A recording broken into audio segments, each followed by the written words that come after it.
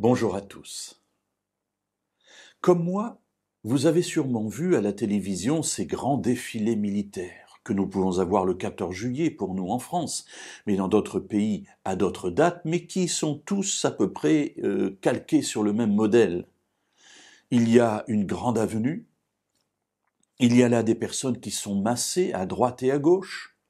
En face, il y a une magnifique tribune sur laquelle siège le président de la République ou le roi ou peu importe le chef du gouvernement. Et là vont défiler devant eux, toutes les forces armées. Et dans certains pays en particulier, les pays totalitaires, plus ils sont totalitaires et plus ils montrent leur force, leur arsenal, on va même voir des missiles balistiques passer. On va voir toutes les armées, on va voir les chars, bref, on présente sa force.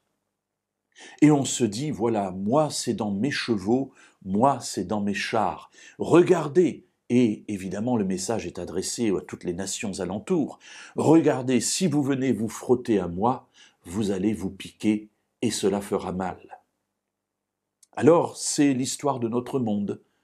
Depuis les origines jusqu'à nos jours, l'homme a toujours montré ses muscles pour faire peur à son voisin et parfois même pour aller le dévorer. Dans la Bible, il y a d'autres valeurs. Et une nation est heureuse en se fondant sur autre chose.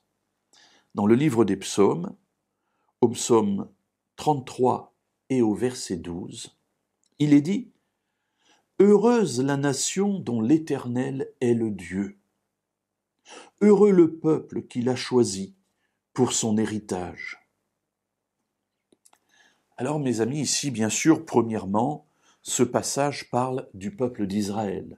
Effectivement, Israël est le peuple que Dieu a choisi pour son héritage, malgré ses chutes, malgré ses revirements, malgré ses rejets de Dieu, malgré ses départs en exil, malgré la destruction de Jérusalem, malgré toutes ces situations, Israël est le peuple de Dieu, le peuple de la prunelle de ses yeux.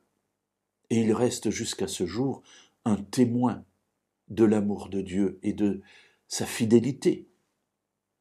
Mais au-delà du peuple d'Israël, je pense que l'on peut réfléchir, alors non plus en tant que nation, parce qu'il n'y a aucune nation qui se prévale à l'heure actuelle d'avoir Dieu comme maître. Mais on peut réfléchir à cela aussi au niveau familial, au niveau personnel. Heureuse la nation dont l'Éternel est le Dieu, c'est-à-dire je suis heureux lorsque je comprends et lorsque j'accepte que Dieu soit le maître de ma vie. Que Dieu soit celui qui soit mon défenseur. Que je ne me retranche pas derrière ma puissance, mon argent, ma force, mes pistolets et mes mitraillettes, mais je me mets derrière mon Dieu parce que c'est lui qui va me représenter, c'est lui qui sera mon défenseur. Alors seulement, je pourrai dire devant tout le monde que je suis heureux parce que Dieu est présent dans ma vie.